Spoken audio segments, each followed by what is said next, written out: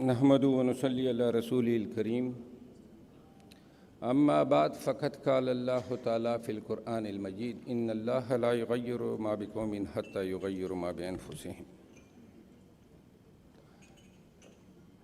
محترم خواتین و حضرات، قرآن کریم کی جو آیت میں نے پڑھی اس کا ترجمہ حضرت علامہ اقبال نے اپنے اس شعر میں کیا ہے کہ خدا نے آج تک اس قوم کی حالت نہیں بدلی، نو خیال جس کو اپنی حالت آپ بدلنے کا۔ آج کا یہ ایوان اس موضوع پہ بحث کے لیے جمع ہوا ہے کہ پاکستان میں جو آئین کی حالت ہیں اور جو پاکستان نے مختلف ٹریٹیز کے ذریعے اقوام متحدہ کے ہیومن رائٹس کے جو چارٹر کا یہ سگنیٹری ہیں، بہت سارے کووننٹس، کنونشنز، پروٹوکولز پاکستان نے ریٹیفائی کیے ہیں، کیا ہمارا آئین آج کے وقت میں پاکستانیوں کے بنیادی حقوق کی تحفظ فراہم کرنے میں کامیاب ہیں؟ کیا پاکستان کا عدالتی ڈھانچہ اور پاکستان کی تمام آئینی مناصب پہ موجود اشخاص اور ادارے اپنے فرائض آئین کے مطابق ادا کر رہے ہیں؟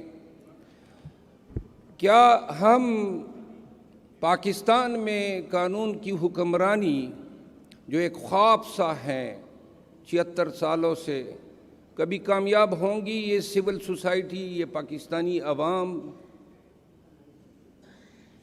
خواتین و حضرات، کہنے کو تو بہت کچھ ہیں، مقررین حضرات آئینی اور قانونی پہلوؤں سے اس موضوع کا احاطہ کریں گے، لیکن میں ترجیح دوں گا کیونکہ میں نے گزشتہ 6 ماہ میں وہ کچھ دیکھا اپنے کلائنٹس کے ساتھ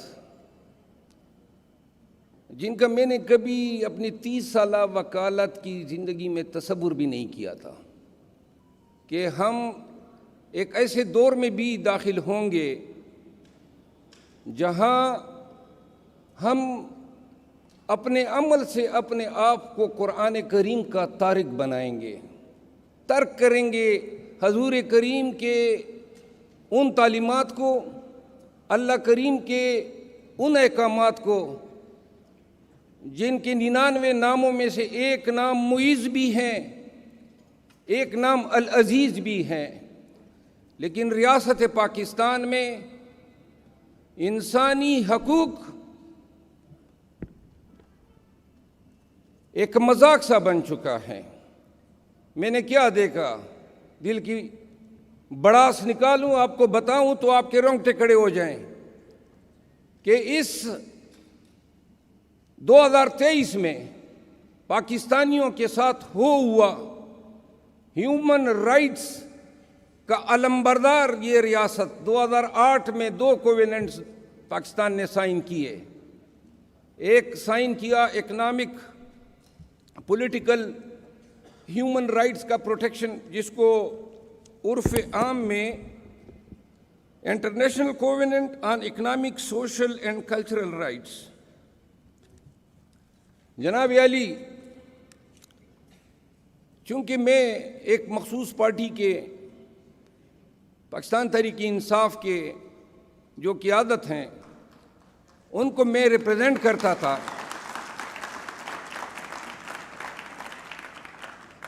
اور اضلاع کی قیادت سے لے کر چیئرمین پی ٹی آئی تک ان سب کی مختلف عدالتوں میں وکالتیں کی۔ میں آپ کو گنواؤں گا اور بتاؤں گا کہ اس ریاست نے، اس نظام نے اور اس عدالت نے شہریار افریدی کے ساتھ کیا کیا، علی محمد خان کے ساتھ کیا کیا۔ یہ وہ باتیں ہیں انہوں نے کبھی آپ کو نہیں بتائی، لیکن میں ان کا وکیل تھا، میں جیلوں میں جاتا تھا، ان سے ملتا تھا، ان پر روا رکھے گئے ہر ایک ظلم اور جبر کی بات یہ مجھے بتاتے تھے۔ شاندانہ گلزار کو انہوں نے اٹھایا، اغوا کیا، اور پھر کیا رویہ روا رکھا گیا۔ شبلی فراز کے ساتھ جو تشدد ہوا، جو اس کے چہرے پہ ابھی بھی آپ کو یاد ہوگا۔ پھر میں نے یہ دیکھا کہ ہمارے لوگ جب رہا ہوتے تھے تو اغوا ہوتے تھے، گمنام ہو جاتے تھے، اور گمنامی کے چکر میں نے ڈیلے دیکھی، میں نے خاندانوں کو انگیج ہوتے دیکھا۔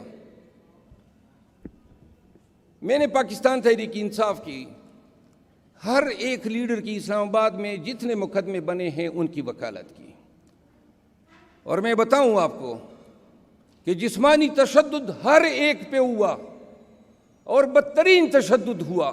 شرم کے مارے، حیا کے مارے یہ لیڈر آپ کو نہیں بتا رہے ہیں۔ جیلوں میں اور تانوں کے حوالاتوں میں نے اس دن بھی بتایا، یہ وہ ریاست ہیں جس کو ہم برائے نام اسلامی جمہوریہ پاکستان کہتے ہیں۔ نہ اس میں نام کی جمہوریت ہے، نہ اس میں نام کا اسلام ہے۔ اس طرح دونوں ہاتھوں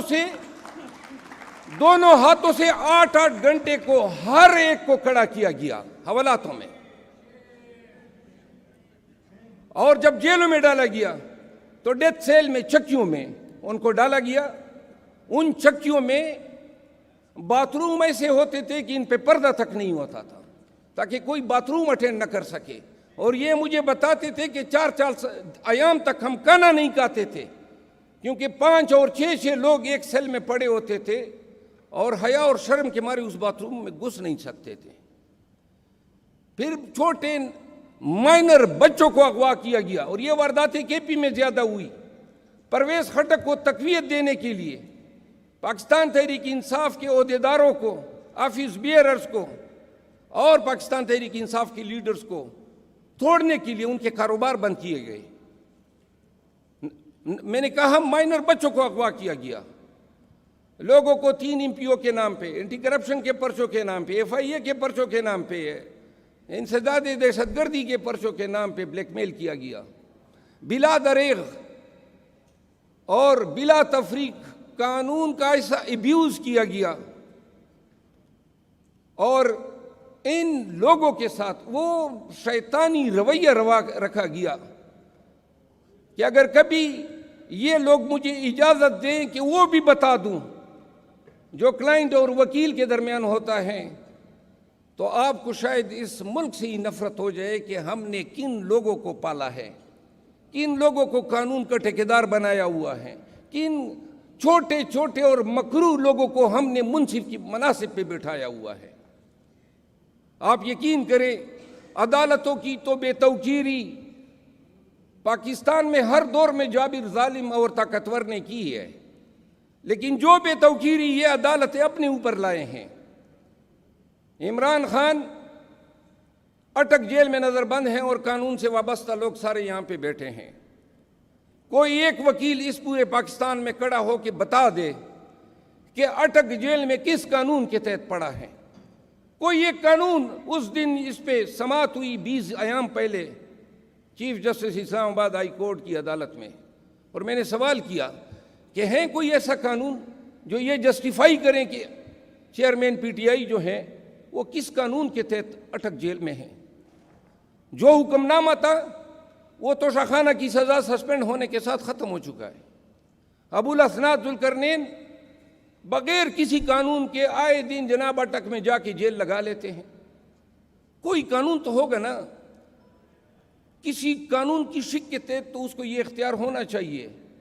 پھر ابوالاسناد ذوالقرنین، اب یہ سن لیں، آج سے 3 مہینے پہلے اچانک اس کی تقرری کر دی جاتی ہیں سائفر کیس کے جج کے طور پہ، جب ابھی سائفر کیس رجسٹر نہیں ہوا ہے، اور جو اس کے پیشرو ہیں گیلانی صاحب ایڈیشنل سیشن جج، ان کو ہٹا دیا جاتا ہے، ٹرانسفر کیا جاتا ہے۔ وزارت قانون یہ حکم نامہ جاری کرتی ہے۔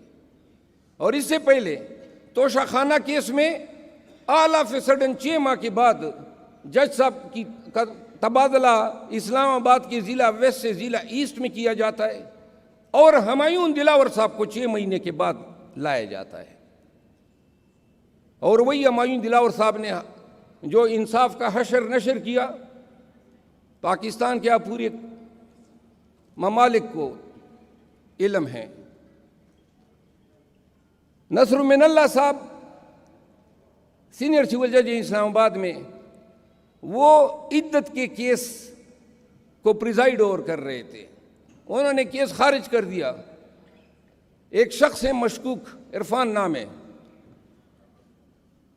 اور وہ شخص ان کے وکلاء وہی ہیں جو ایف آئی اے نے یا پولیس نے ہمارے خلاف انگیج کیے ہیں دیگر مقدمات میں. وہی وکلاء جا کے ریویژن دائر کرتے ہیں. سیشن جج صاحب ہمیں نوٹس تک نہیں جاری کرتے ہیں، جبکہ کرمنل ریویژن کی بنیادی شرط ہے. بغیر نوٹس کے کس طرح آپ ڈیسائیڈ کر سکتے ہیں؟ یک طرفہ طور پہ فیصلہ کر دیتے ہیں. جو ہی فیصلہ ہوتا ہے ہمارے خلاف، اگلی رات کو نصر من اللہ کا تبادلہ ہو جاتا ہے. ان کی جگہ قدرت اللہ صاحب آ جاتے ہیں. اور اسی طرح ہر اس جج کو ٹرانسفر کیا گیا جس نے ہاتھ کڑے کرنے سے انکار کیا. اب مانگو اور ڈھونڈو انصاف ان لوگوں سے.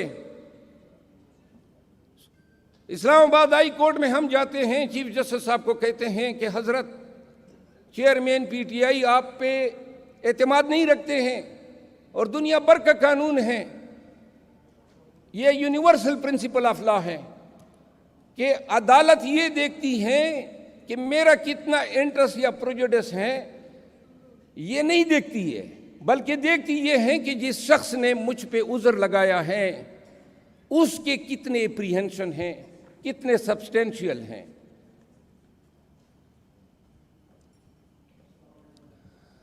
میرے عزیزوں، یہاں پہ پاکستان میں مظالم تو بہت ہوئی ہے. کل میں گیا عباد فاروق کے گھر، ان کے بچوں سے ملا اور ان کی کہانی سنی. اور یہ کہانی سن کے ہم نے ویڈیوز میں تو دیکھی تھی، لیکن آپ اندازہ کریں، یہ آپ کا خوبصورت شہر لاہور، اس کے سب سے پوش ایریا ماڈل ٹاؤن میں ان کا گھر ہے. 12 دفعہ لاہور کی پولیس جاتی ہیں، اس گھر میں گھستی ہے، دروازے توڑتی ہیں، سامان اٹھاتی ہیں، بچے چیختے چلاتے ہیں. باپ کو اٹھایا جاتا ہے ایک ایسے کیس میں جس میں یہ نامزدگی نہیں ہے، جس کی کوئی ویڈیو نہیں ہے، جس کی کوئی ایویڈنس نہیں ہے. مجھے کہا گیا ہے کہ ٹائم کی کنسٹرینٹس ہیں، کوشش کروں گا کہ مختصر کروں، لیکن ذرا فریاد سنی لے. جب بلا لیا ہے تو جب میں اس گھر میں گیا تو پولیس گئی 12 دفعہ، باپ کو اٹھایا، پھر ماں کو اٹھایا، جیل میں ڈالا. اور یہ ساری درندگی اور وحشت یہ بچوں کے سامنے ہوتی ہے. چھوٹے چھوٹے بچے ہیں، سالار، شاہ زیب، عمار، اور ایک چھوٹا بھائی ہے ان کا. اور پھر ان کی دادی کو اٹھایا جاتا ہے. اور یہ ہر بار جب پولیس کے غنڈے اندر آتے ہیں، دندناتے ہیں، تو اس گھر پہ قیامت بار بار گزرتی ہے. ان کے بعد بچے کی حالت خراب ہوتی ہے، ہم ویڈیو میں دیکھتے ہیں، اتفاق اسپتال میں داخل کر لیتے ہیں. اب سنیں، یہ شریفوں کی شرافت ہے کہ جب بچے کی ویڈیو وائرل ہوئی تو اس ہسپتال کے حکام نے کہا حضرت اپنا بچہ لے جائیں، ہمارے مالکان ناراض ہو رہے ہیں. تو بچے کو کرٹیکل حالت میں ڈسچارج کر دیتے ہیں. چھوٹے چھوٹے کلینک میں یہ مجبور ہو جاتے ہیں کیونکہ کوئی اسپتال اس کو لینے کا روادار نہیں ہے. یہ بچہ اپنی جان دے دیتا ہے. ہمارے آپ کے، ہم سب کے موجودگی میں ان تمام بل ورکس، پریکرسرز اور جتنے ٹارچ بیئرر ہیں ہیومن رائٹس کے، رول آف لا کے اور سپریمیسی آف کانسٹیٹیوشن کے، ہم دیکھتے رہ جاتے ہیں. ہمارا بچہ، اس قوم کا بچہ، ایک پاکستانی کا بچہ، وہ سسک کے ایڑیاں رگڑ کے مر جاتا ہے. اور اس کے بعد ان کا پروپیگنڈا کیا آتا ہے کہ جی بچہ تو پہلے سے بیمار تھا، 9 سال سے والدین کو پتہ نہیں ہے، لیکن ان لوگوں کو پتہ چل گیا۔ شہریار افریدی کا ایک بھائی فوت ہوتا ہے، میں درخواست دیتا ہوں ڈی سی پنڈی کو پیرول پہ اجازت دیں، اجازت نہیں ملتی ہے جنازے میں جانے کی۔ بہن فوت ہوتی ہے، اجازت نہیں ملتی ہے جنازے میں جانے کی۔ پرسوں اس کا ایک اور بھائی فوت ہوا، میں نے اسے فون کیا، حکام سے رابطہ کیا کہ اگر کوارٹ پہ آئے گا تو پھر واپس نہیں جائے گا۔ یہ آپ کی ریاست ہے، یہ آپ کا ملک ہے، یہ رول آف لا ہے، عدالتیں دیکھ رہی ہیں۔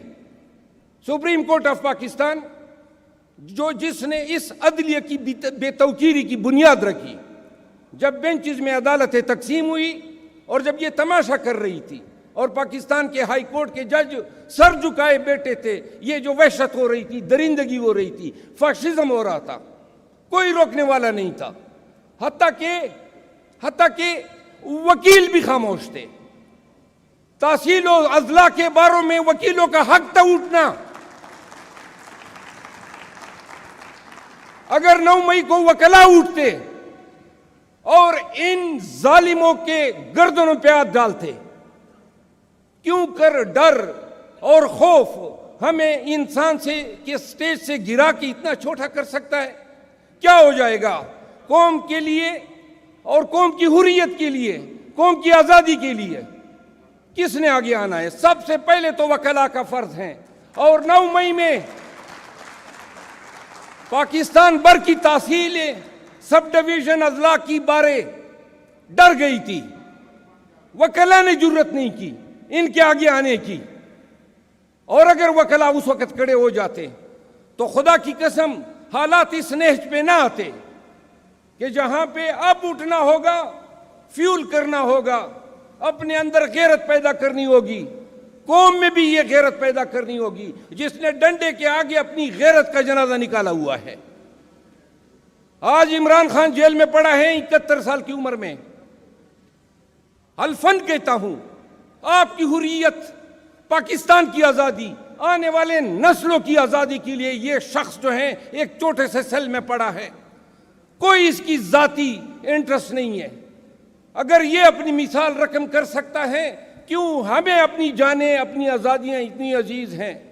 آج جس طرح نام ہے نو اور نیور، آج وقت ہے قوم فیصلہ کرے، یا ہم نے اٹھنا ہے یا پھر گھٹنے ٹیکنے اور ماتھا ٹیکنا ہے۔ نہ اٹھنے کے لیے، ساری عمر ضلالت کی زندگی کو قبول کرنے کے لیے۔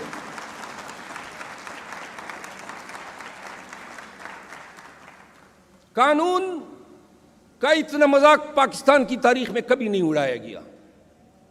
شہریار افریدی پہ 7 دفعہ MPO لگے، اسد قیصر کے 24 سکول اور کالجز ہیں، تمام کالجز کو بند کیا گیا۔ اسد قیصر پہ 9 مقدمات درج کیے گئے۔ میں ایک ایم این اے کا نام گنوا سکتا ہوں، ایک لیڈر کا نام گنوا سکتا ہوں۔ ان کے خاندانوں کے ساتھ ان کے گھروں سے املاک اٹھائی گئی۔ ثوابی کا ایک MPA ہے، منسٹر تھا، شاہرام ترکی، اس کے گھر پہ اسلام آباد میں پولیس نے چھاپا مارا۔ ایک 5.5 فٹ کا سیف تھا، اس میں اس کے بھائی کے، بیوی کے زیورات تھے، پیسے تھے۔ وہ 5.5 فٹ کا سیف جب کھولا نہ جا سکا تو خرادی کو لے آیا، اس نے رات کے 11:30 بجے وہ سیف کاٹا، سب کچھ لوٹ کر لے گئے۔ یہ آپ کے پاکستان اور اسلام آباد میں ہو رہا ہے۔ میں نے اس واقعے کا FIR IG اسلام آباد کے خلاف سیکشن جج سے آرڈر لیا۔ ڈاکے پڑے، آج لاہور میں سن رہے ہیں، پڑھے لکھے لوگ اور صاحب حیثیت لوگ پیسے دے رہے ہیں بچوں کو بچانے کے لیے۔ پولیس کا جو ہے ایک لاٹری نکلی ہوئی ہے۔ جناب علی اعتزاز احسن صاحب آئے ہیں، ذرا تالیاں بجا کے ان کا استقبال ہونا چاہیے۔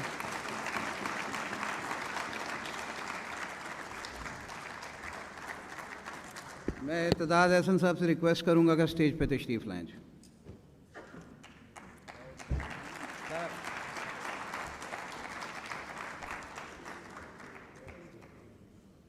میں اخیر میں کہ باتیں بہت زیادہ کی ہیں، میرا خیال ہے سوشل میڈیا ہمارے ساتھ ہمدردی سے لبریز ہیں.